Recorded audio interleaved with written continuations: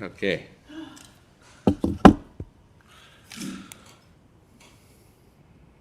We're going to do Passover today, everybody. I felt like it was Purim yesterday, but the food is ordered, or the food's getting prepared. Yesterday, in a different class, we got to talk about different Haggadot, so the different Haggadahs that we use, and every Haggadah has its moment. And as I showed yesterday, there's lots of different Haggadot. There's a beautiful new Haggadah for those online from Blue Dove Organization, which is about mental health and mental wellness. There's a new Haggadah about American history. And obviously, I heard Stand With Us has a Haggadah about October 7th, so I'm going to hopefully download that. But as you begin to prepare your Passover food, I also want us to think about our Passover spirituality, because that really what this is all about. And one of my favorite mitzvot, rituals that we do, is B'dikat Chametz, which is the search of the Chametz. This happens on the eve of Passover, so this year will be Sunday, April 21st, next Sunday. Famously with the feather and the spoon and the candle and the little bag. And it's a little crazy ritual that we hide the food so we know where it is and then we find it. But to do this with children, it brings back memories when I was a child. Each one of us would have, the different role. No pun intended, a different role. But we would find the chametz, and that wasn't the end of it, because you can't just toss it away, but you say a blessing, and the next day, of course, you do biur chametz, which is the burning of the chametz.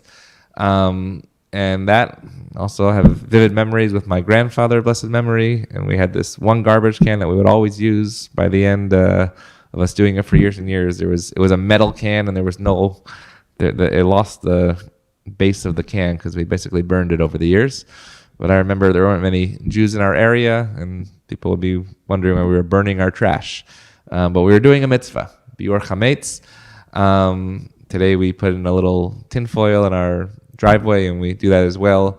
But these rituals are a reminder of what we're about to do, because in the book of Exodus and Shmot, and we'll read all of these psukim, these different verses during Pesach. It's interesting, the Torah readings on Passover, right? It's not just the normal parsha. Every single day, the rabbis choose a different section that speak about the Exodus from Egypt. And one of those psukim from chapter 12 says, Kol machmetzet lo tochelu, b'chol moshvotechem tochlu matzot. You shall eat nothing leavened, no leavened bread. In all your settlements, b'chol moshvotechem tochlu matzot. You should eat matzot. By the way, it's interesting, the word matzot, mem tzadi vav taf, if you take out the vowels, it can also look like mitzvot. It can look like mitzvah. So there's a lot of play on words that the rabbis do for matzah and for mitzvah. So what is this all about? First, we're going to look at a halacha from the Mishna Torah, which is Maimonides. And this is what he said. First of all, there are two different types of commandments. There's the mitzvah aseh, mitzvah lo taseh, which is a positive commandment and a negative commandment. Negative commandment, we're famously known in the 10 Commandments: do not kill, do not murder, do not commit adultery, do not covet your neighbor. A positive commandment is do something, right? So this is, even though we might feel like a negative commandment, it actually is a positive commandment, right? It's not do not eat leavened bread, but the positive commandment is destroy the chametz. I think that's an interesting philosophical piece. It says in Hebrew, mitzvat aseh min haTorah lehashbit hechametz. Kodem zman isor achilato. That you have to destroy the chametz before it is actual time to be eaten.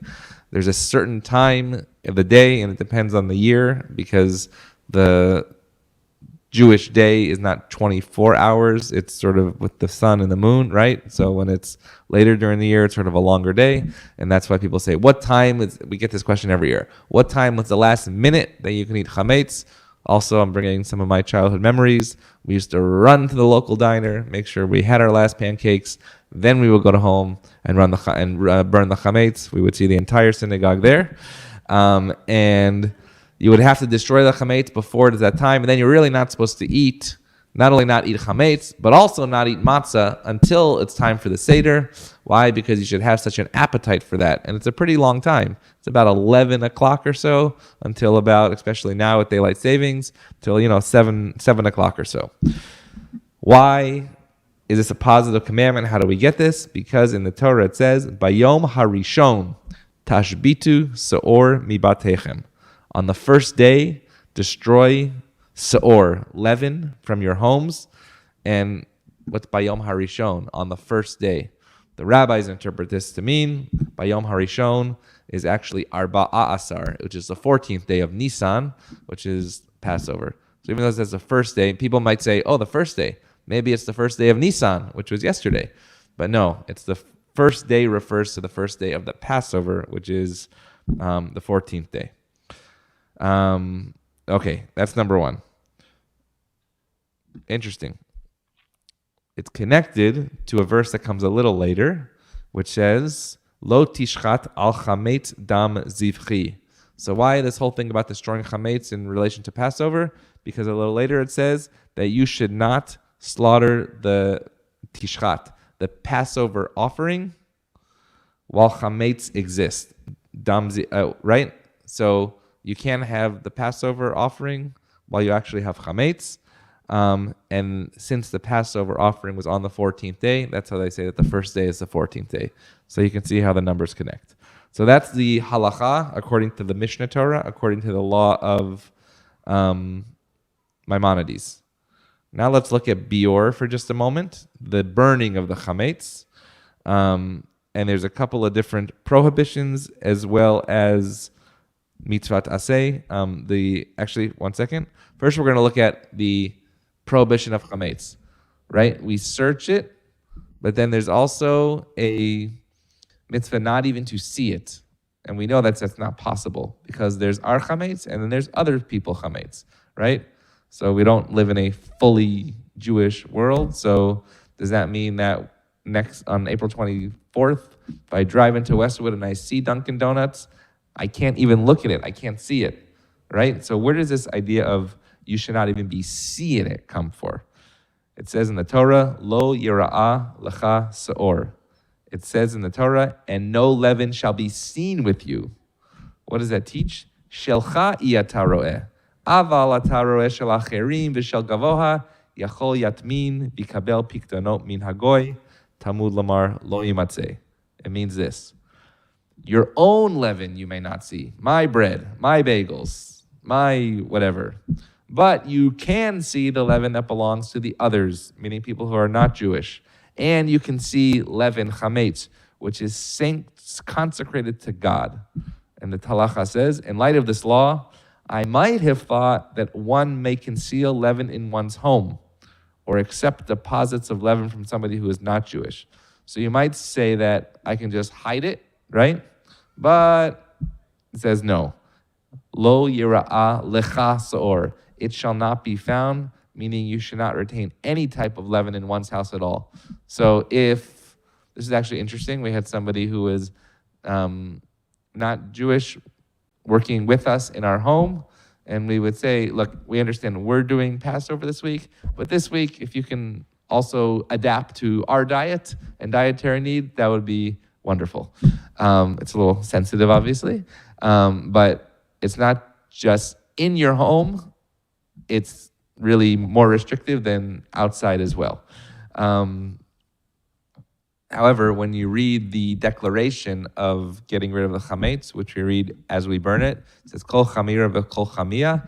That basically says anything that we see, because the rabbis understand that we can't get it all out, anything that you see and even anything that you do not see shall be null and void, right? Now, it doesn't mean that you shouldn't clean the chametz, but it means that anything that you see and anything that I just either can't get to, that my kids have their snacks in their pockets, anything, if I see that, don't worry, I nullified it by saying these basically magic words. And then we're going to skip to the end of Pesach for a second, because I remember my dad, who's a rabbi, always used to say on the last day of Pesach, it's not over until Pesach really ends, right? Just because we finish shul, you really have to wait till the sun sets. And how do we know this? Because the the 15th century Italian commentator, the Bartonura, on the Mishna says, Le'achar hamoed, you should not eat the chametz until after the festival. What does it mean after the festival? He says, ad shetechashech, until it gets dark. There are those who explain that, the phrase betoch hamoed means in the middle of Passover. So, right, it says, Bayom Harishon, on the first day, no chametz. Great, we finished the first day, and there's a whole issue or question, do you have to eat matzah every single day of Passover? Or did you just fulfill your commandment of eating matzah just on the Seder? And it's actually just on the Seder. You don't have to eat matzah the rest of the week, even though there's not much more to eat, at least in my thinking. But the phrase lachar hamoed, after the appointed time, means you cannot eat leavened products until the Passover entirety is over. Why? In order that we would not mix or combine for himself chametz, that over which Passover has passed, which had been in the house during Passover, from which it is prohibited to derive benefit, with permitted chametz, which was made after Passover. So this is a very interesting thing, right? Because we usually all run out to get a slice of pizza or a bagel or something right after the second we see 3 stars in the sky. Some say, no, you actually have to wait until the next day. Why? Because that chametz that you are eating right after Pesach was probably prepared on Passover, right? So the machmirness is, no, wait even further. I can't wait. I need to get that chametz right in me. But you'll see different people wait different sort of hours because the chametz was prepared on Pesach, even though it wasn't my own chametz. And another piece is mechirat chametz. If you haven't done this or you haven't done it before, it's a really beautiful thing to do. We sell our chametz. We sell it to somebody who is not Jewish. Jay actually does that for us. You fill out a form. You give your address. You say who's in your home. And Jay sells it for $1, I believe, right? And somebody who is not Jewish basically owns all of our chametz for the whole week. And then right after Pesach, we get it back. Right? So a lot of these rituals, right, they are symbolic, but they are serious in the way that this idea of chametz really shouldn't be around, both physically and even spiritually as well. Okay. I want to talk about how we do it. This idea of the nair, the idea of the candle, right? Why not have all the lights on and it's easier to see the chametz when the light's on? Why do I have to put the bread somewhere, darken the rooms, then go around with this little candle and hopefully find the chametz that I just put? So we learn in the Mishna, it's actually the first Mishna of Pesachim. The first thing that the rabbis talk about is checking. Or la'abar le'arba'a asar. The first word, or, light on the 14th. Bodkin et het chametz la'or haner. We should check for the chametz with the light of a candle. Kol makom she'ein machnisim bo chametz ein tzarich bedika. Anywhere that you think chametz really shouldn't be, you in fact do not have to check. So if I don't think that I would be eating, I don't know, in the guest room, then I really shouldn't have to check there. Velama amru shtei shirot b'martef. Any place. And with regard to what the sages said, the previous generations, they said one must search 2 rows of wine barrels in a cellar. So if you have a wine barrel in a cellar, why? A place into which one typically takes some leavened bread, there's a dispute. So even where we search for the chametz, there is a dispute. So in our home, we do the bedrooms. I guess now that I'm thinking, it must mean a place where chametz is probably taken. The living room, the dining room, and the kitchen, right? Those are our main spots. And the rabbis get very serious of where the chametz could even be. So where could it be? We learn about this. This is from a commentary, 14th century Spain. It's called the Minorat HaMaor. Habodek tzarich litol ner beyado. The one checking should take a candle in his hand. We already know this. And even specifically, it should be from wax. And then you should say the blessing, Baruch atah Adonai, Eloheinu melech haolam, asher kishanu v'zotav v'tivanu, al bior chametz. You should say, we are commanded to do the burning of the chametz. So we say the blessing of the burning before we're actually searching for it. V'achar kach bodek. And then you should search for it. He searches afterwards. Why? One must recite the blessing over all the commandments, passing upon them, meaning before them. So there's a concept about saying brachot. It says bracha lifnei ha'asiyah. They do a blessing before you actually do the action, right? The easiest ones to think are of the motzi. Say a blessing before the bread. The kiddush before the grape juice. Anything that you eat, really, have a glass of water. She'akol niya bidvaro. There's only a couple of blessings in all of rabbinic blessings that we say after. One is actually when we use the restroom, asher yatzar, because you want to make sure that our body works, and then you say the blessing. Another one is actually the mikveh, because you can't say the blessing to immerse in the mikveh if you're not kosher to actually do that, right? So you have to say the blessing after the action for there.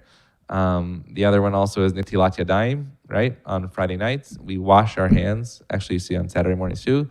We wash the hands, and then we say al netilat yadayim, sort of retroactive. And of course, birkat hamazon, the blessing after the meal, because you're giving gratitude for that. But all other blessings, you say before you do the action, except Shabbat candles. I'll diverge in a second. I love this halacha.